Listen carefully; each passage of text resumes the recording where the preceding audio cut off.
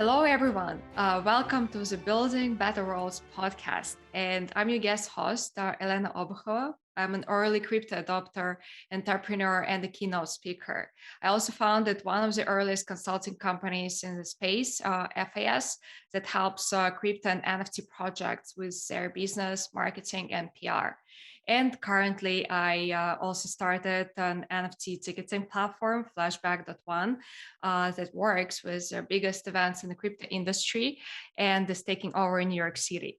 And today I'm welcoming Masha Prusso, who is a partner of Story VC, a fund investing in blockchain startups. Masha is also a partner at Crypto PR Lab and co-founded DeFi Trends, a data analytics platform for crypto traders. Masha, welcome to our podcast. And first of all, I already dropped like a few names of companies and projects that you are working with. Maybe you can tell just a little bit more about your background, all these projects, and your recent travels and events that you were throwing for Polygon. Yeah, thank you, Elena. So grateful to be here. Thank you for the opportunity. Yeah, so I've been consulting Polygon for the past 10 months on events and public relations. And recently, we did some incredible activation at ETH Denver, a big developer focused conference. We all went to Southwest by Southwest, where also Polygon had some activations and events. We minted NFTs. And it's been just so exciting to see the community, the Web3 community come together. I had so many new learnings also on the NFT space. Recently at the Southwest by Southwest in Austin, I saw those NFT projects, Doodles and Fluff, create a full 4 to 5 days immersive experiences. It was a big venue rented for all these days, and they had panel discussions, they had NFT drops, they had NFT gallery, DJ playing. So every hour of the day was full with programming, and the budgets were between $1 to $5 million to produce it, but it created such an incredible inflow of new NFT holders, I would say, and people excited about the project. Imagine the go-to places at Southwest by Southwest were Fluff NFT project and Doodles NFT project. Everybody would go to the venue, everybody would spend time there. So the big learning from the past few months was that in order for your brand to be well known, so I ran a public relations firm, Crypto PR Lab, for the past 4 years now, and how to get the brand out there, just to create those big in-person experiences and invite all your followers and onboard new users, new clients, new NFT holders through those immersive experiences. It's actually very interesting. You brought up all these events that are happening, right? And we saw like $100,000 events are happening in the industry, right? The Polygon, all these like major companies throwing like fancy like after parties, inviting a lot of people. And today we're talking about like how Web3, DeFi, and other emerging technologies can actually help to build better worlds. And my question is, do you think these events are like that important for a community? And what is the main value? Is it the companies trying to promote themselves, or like along the way, do we actually generate some good for a community? Yeah, so Web3 world and crypto community in general is very different from their what we saw before the crypto days. Crypto is very much focused on the community. Once you launch a crypto project, I think 50% of your success is going to be how much you're involving your community, your Discord, your Telegram, your blog post, how many people talk about you, your Twitter following, because crypto is around community. So building those IRL in real life events would be is I think it's pretty important, specifically in crypto community, because you can meet these people with whom you've been talking in on different medias online. You can meet them in person and you can straighten those relationships. If you go to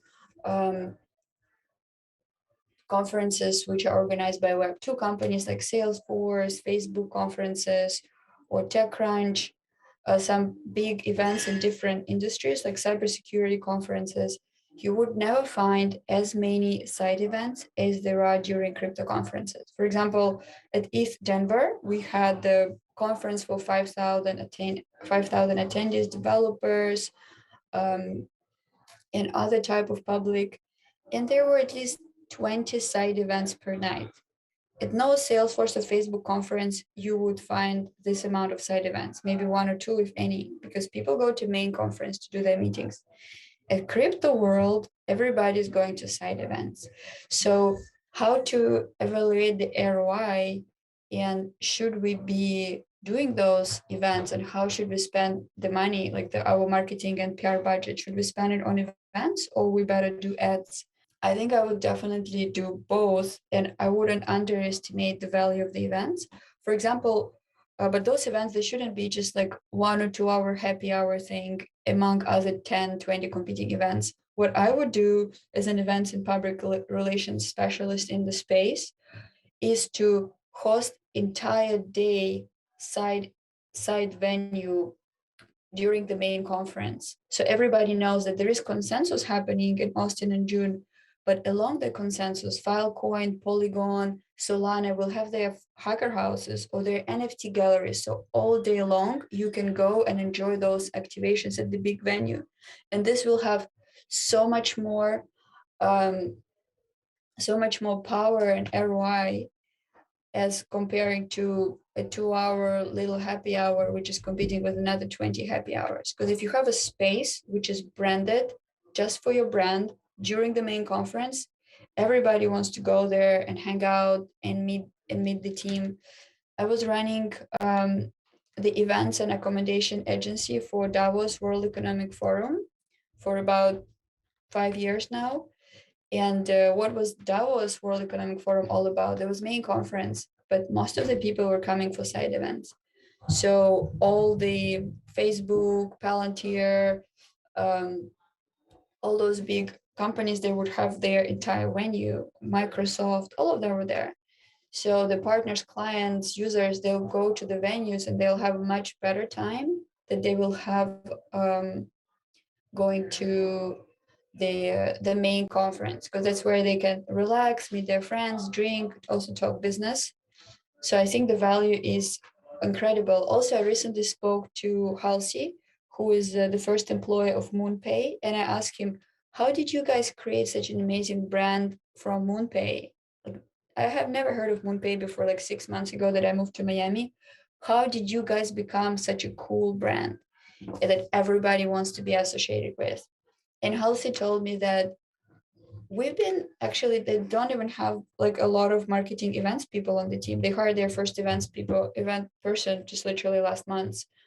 And they're 250 people company that everybody wants to work with. They're on-ramp, off-ramp platform. So every time like you move money around Coinbase or Kraken, you're using MoonPay. They started doing events in Miami and attracting some of the best crowd, such as like a lot of celebrities, Kanye West, I think Steve Aoki, Paris Hilton, Kygo, all those celebrities, they were coming to their events. They're investors in the company. They're working on NFT projects with the company. And the idea of having celebrities associated with the brand was helping the brand a lot to become this cool brand that everybody wants to work with. So creating the events is actually helping you to be considered by the community as a cool brand, because you have the best events, you have the best people there. It's so much fun. Like everybody wants to go to Polygon and Polygon Studios events because it's just fun, and everybody goes to event, and as a consequence everybody wants to work with you because they've heard of you, they've been to the event, and they think that you're a really cool brand and they want to associate with you. I can't agree more, because I'm also noticing this tendency. Like every time like we're traveling for a major conference, I don't really remember going to a main conference only for a moment when I was giving presentations. That's the only moment I was actually appearing at the main conference venue, and that's it. Because everyone else is actually caring about side events, because it's more fun and it's where you actually are meeting people, you're making business connections, and just like crypto field is like so different, right? People are more like about like having fun and like living a real life, other than just going to, I don't know, like from a booth or to another booth at a conference venue, that is not that entertaining. And that's where like all like business connections actually happening. Mhm. But my other question would be, what do you think are the main obstacles for builders in the space? Of course, we just you were mentioning an example with Polygon, right? It's a large, gigantic company that has a lot of funds, right? They can attract communities. They have all the funds on a planet to kickstart their marketing, continue building brand, and get more people even outside of crypto space joining the space and joining Polygon. You talked about MoonPay, right? It's a company that just started building a stronger brand. I've heard about them for a very long time because they have a very good tag that also, of course, a major part of like a success story. But when we're talking about like a newly like appearing projects on the market, right? What do you think are the main obstacles in the industry for new projects? What do they need to do in order to reach a larger audience and actually generate like value for a community? I think the main obstacles are sometimes the project would create the product that already exists and the market is saturated and they think they can beat Facebook or they can beat Apple or Microsoft doing something like this, so they can um, become another blockchain once we have already 20 blockchains. So I think if the project doesn't really innovate, it's hard for them. So they should always show how are they different to competitors, how do they innovate. Then I would say that it would be hard for a project to raise money, for example, if they're building some. Right now, the trend is a lot around metaverse, gaming, NFT projects. So if you come with your boring DeFi protocol, which I don't know, trades option, derivatives, or something along the lines outside of the current trend, the investors who already switched to the new trend, they look at your DeFi protocol and you're, oh, there was a trend 2 years ago. Like we already have DeFi investments. So like we only want to look at NFTs because this is where it's trending and that's where the most money are. So I think if people don't follow the trend and think that they're the best founders of this specific idea and they can make it happen, but it's not according to what the community is willing to see right now, it can be difficult for them to succeed.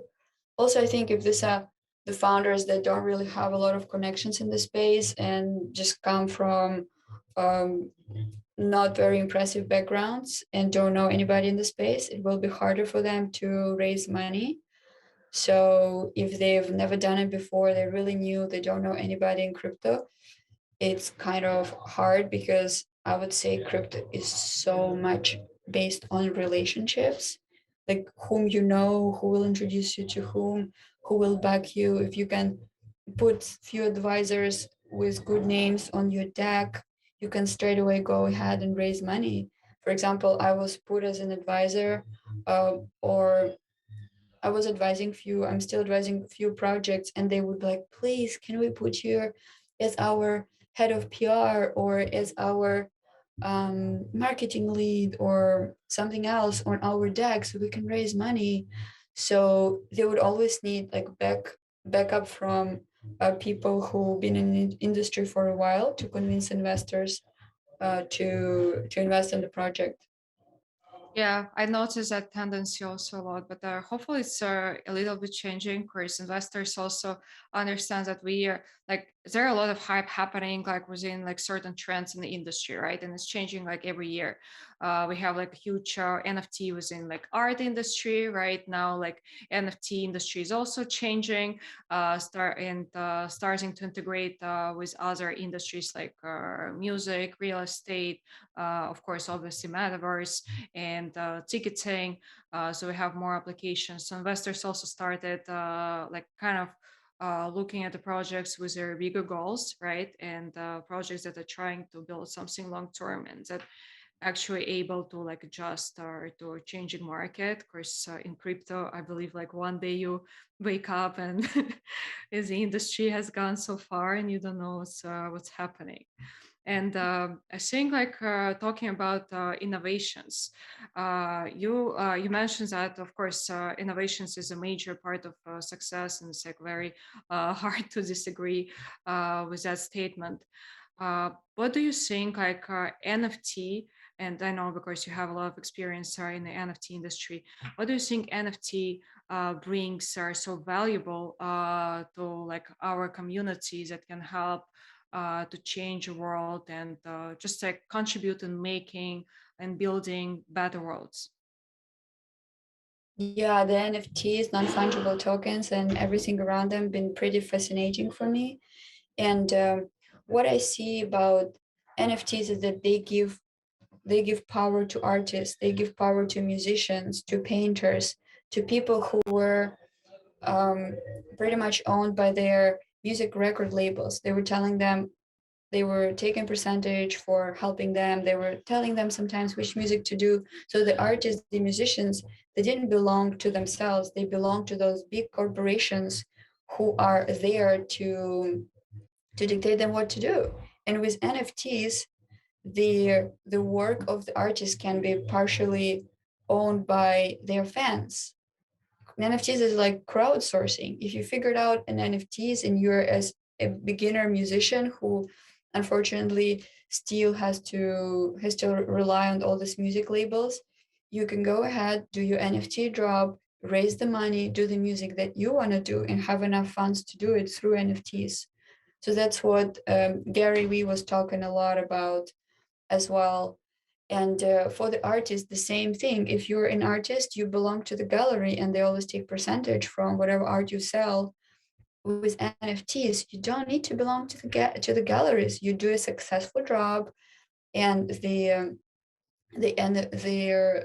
fine art curators and anybody, all these big companies that were helping you with your art, you don't need to work with them anymore. You can be completely autonomous, independent, and with your NFT drops, have your fans pretty much support you and cheer for you without you having to paint the art the gallery would want you to paint. You can paint the art that you want to paint thanks to NFTs. Yeah, that's for sure. NFT is bringing a lot of like empowerment and helping like artists, musicians to get to get actually control over things that they're creating.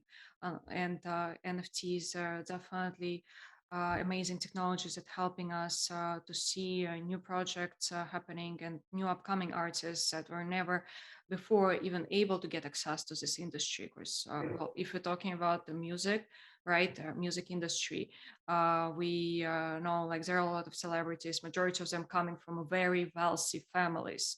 That's how they're getting access at the first Oh, place. And like majority of musicians, if we look at them, they're all coming from wealthy families, right? And do you think like NFTs can change this trend? Do you think there can be more like young artists coming to the space, even if they don't have resources, and will be able to like, I don't know, to build some fame around their beautiful music? yeah, for sure. For example, if you've heard of Diana Sinclair, she's a well-known 70-year-old artist. She sold a lot of collections for millions of dollars. Then there's a lot of really young upcoming artists who figured out NFTs and became famous in the NFT space, but also not everybody has a courage, and not everybody can figure out how the NFTs work, and not everybody can create this have like enough following to sell those NFTs. So how would the NFT drop work for the artist? It's a lot of marketing budget. What I see in the industry is, for example, to make sure that you have a successful $3 million drop, you have to first find the funding for $1 million to spend on marketing, social media, exposure to the community, engage right influencers. So $1 million is a lot of money. So how can the um, unknown artist with, let's say, 10, 20K followers on Instagram, who does incredible work, but he's not well known yet, how can he find this $1 million in order to fund his job? So I think to answer this question, the artist would have to work with the um, NFT curators in the space, such as Trippy Labs or Gary Vee, or the Metaverse NFT curator, also company. Um, so with these guys, I think they would share the revenues, they would onboard the new artists, they would curate the NFT drops, they would inform their communities. They're usually parts of the big communities. And we have, for example, Gary Vee post on his Telegram that he is associated and he is part of this drop.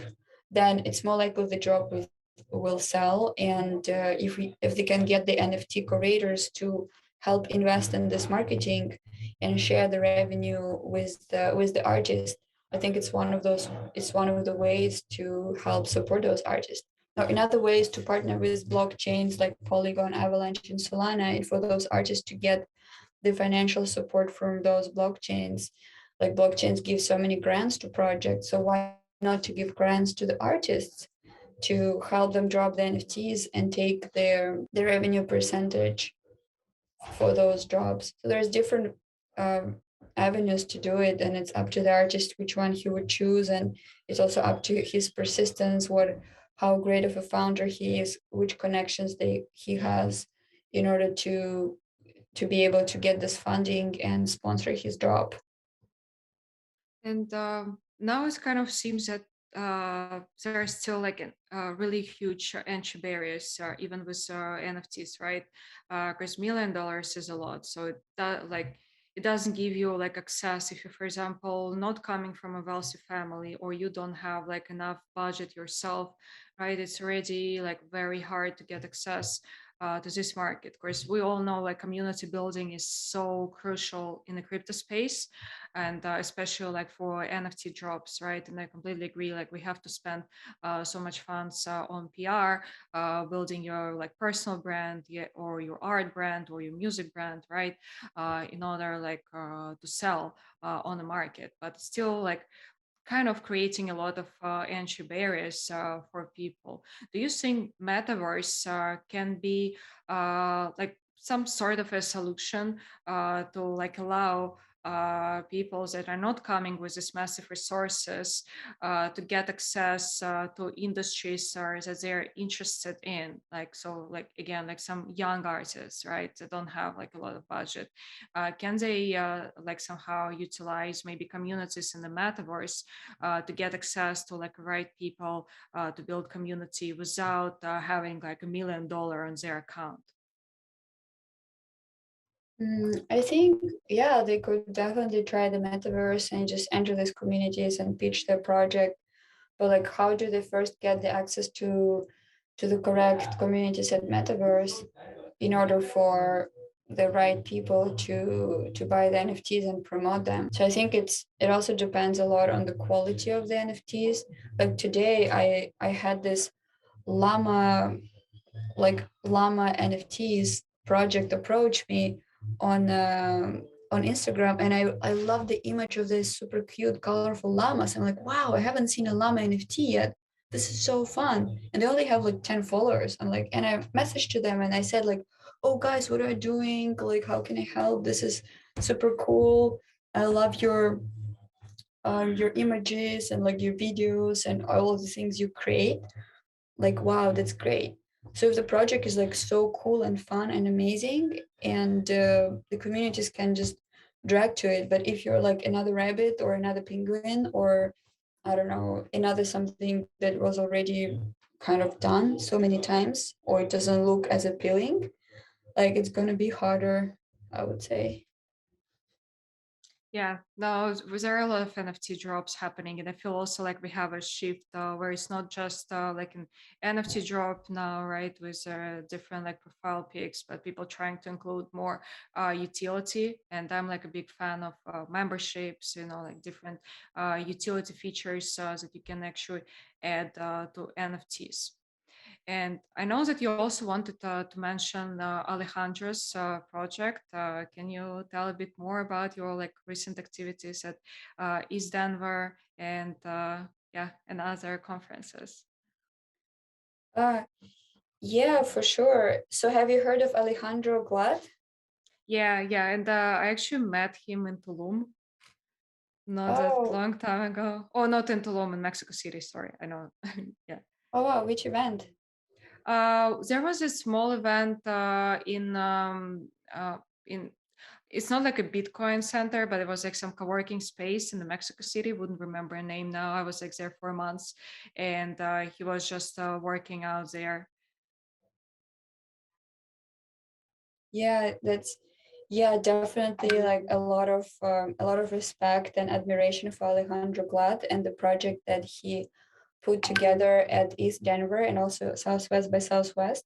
So what we did to get, he partnered with Polygon Studios and he created this NFT frame for anybody to go and take a picture of themselves with like cool different signs and everything, like a photo booth, and then mint this photo of themselves um, on Polygon, and then they will have this NFT of them on OpenSea. So anybody could get like a cool, funky picture of themselves as an NFT minted on Polygon. So we created the technology for this.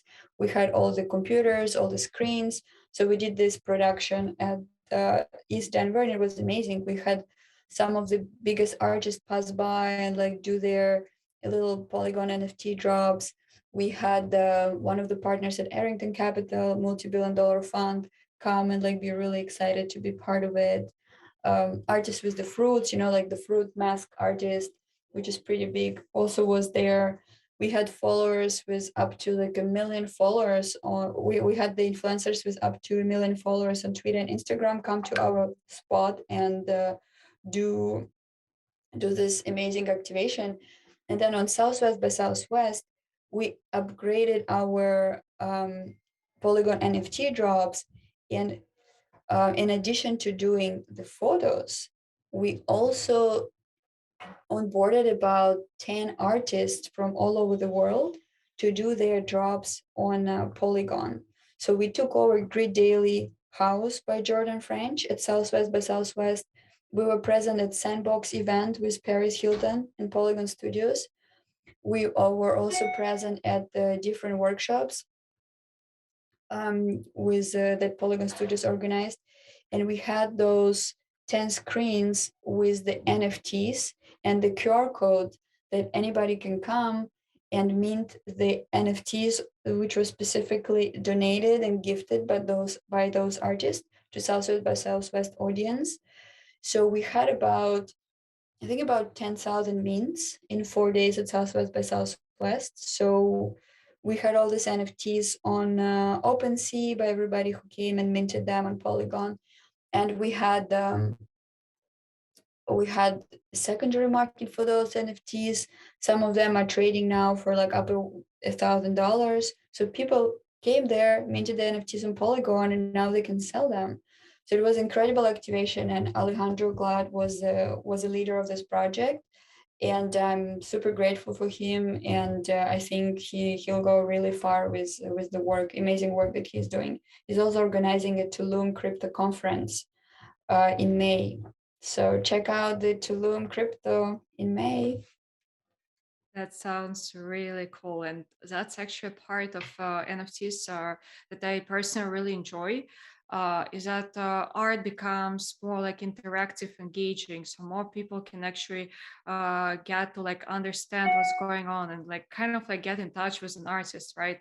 Through different, maybe like immersive art or different installations that you can actually engage with.